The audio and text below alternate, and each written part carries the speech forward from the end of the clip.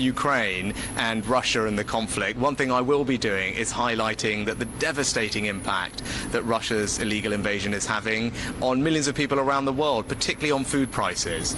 Russia recently has pulled out of a grain deal that was shipping grain from Ukraine to many poor countries around the world, and now you've seen food prices go up. That's causing suffering for millions of people. It's not right, and one of the things I'll be doing is making people aware of that impact of Russia's illegal war. So do you think it will have an impact on, will cast a shadow on the consensus? Do you think there will be a problem, the final outcome of G20? No, I think there'll be many things that we'll be discussing here at the G20 under India's leadership, and I'm confident that we'll make very good progress on a range of different issues. I think G20 has been a huge success for India. India is the right country at the right time to be hosting this, and I feel we're going to have a very good couple of days of deliberations and decisions made. How do you like the theme? One family.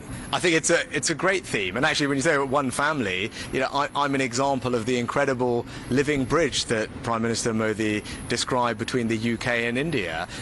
Almost 2 million people like me in the UK of Indian origin. That's why it's very special for me to be here as British Prime Minister, in the country where my family are from. So can you give us some sense of a connect with India, like your roots here?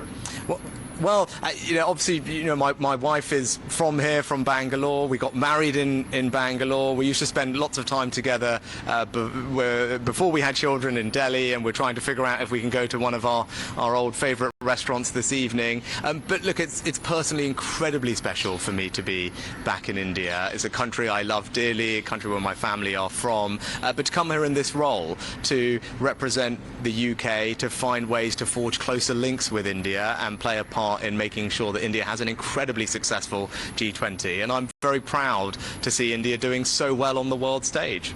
Sir, coming to the bilateral part of it, a free trade agreement is underway, under discussion between the two countries.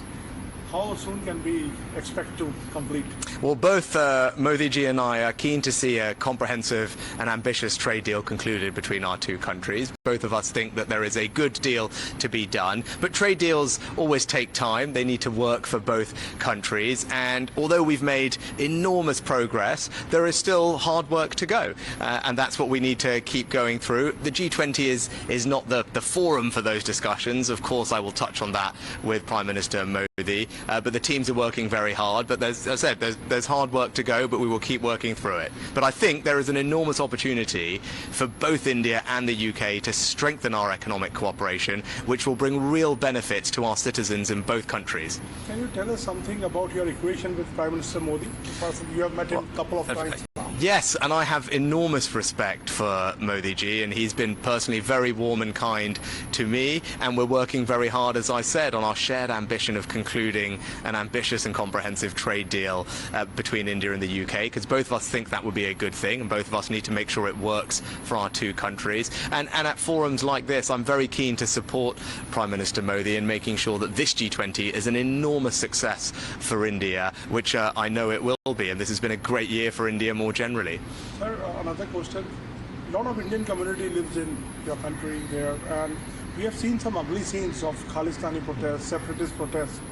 How do you secure Indian interests there? Because this is a big, huge issue between the two countries. Yeah, it's a really important question, and let me just say unequivocally that no form of extremism or violence like that is acceptable in the UK, and that's why we are working very closely with the Indian government to particularly tackle PKE, pro-Khalistani extremism. I don't think it's right. Our security minister recently was just in India talking to his counterparts.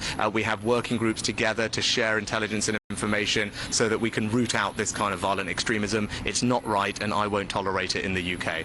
So how do you look at India's position on Russia and Ukraine?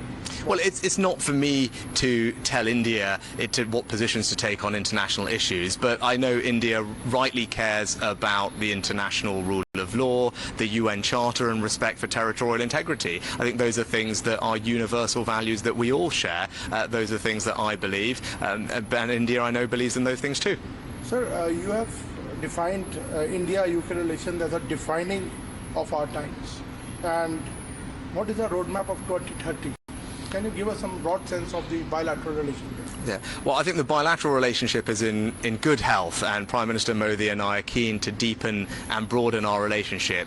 The FTA is an obvious way for us to do that, which is why it remains our priority. And as I said, hard work to go, but I hope we can conclude a successful FTA. I think we can strengthen our security relationship as well. That's something that I've spoken to the Prime Minister about. And then something I'm particularly excited about is increasing the collaboration between our incredible researchers, our scientific community, our universities. The UK and India are two of the leading science technology superpowers of the world. And I think if we work more closely together, we can create jobs, create new businesses, and help solve some of the world's most pressing problems. My last question to you. You talked about your roots in India.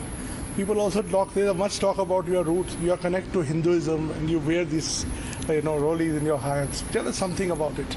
Yeah, so I'm a proud Hindu, and that's how I was raised. That's how I am. Hopefully, I can visit a mandir while I'm here for the next couple of days. And yes, we've just had Raksha Bandhan, so from my sister and my cousins, I have all my Rakis. And I didn't have time to celebrate Janmashtami properly the other day, but hopefully, as I said, I can make up for that if we visit a mandir this time. But it's something that is important to me. I think faith is something that helps everybody who has faith in their lives, particularly when you have these stressful jobs like I do. Having faith to give you resilience, to give you strength is important, and it provides an outlook on life which I find particularly valuable. Thank you, Prime Minister, for answering all our questions. Thank you so much. Great pleasure.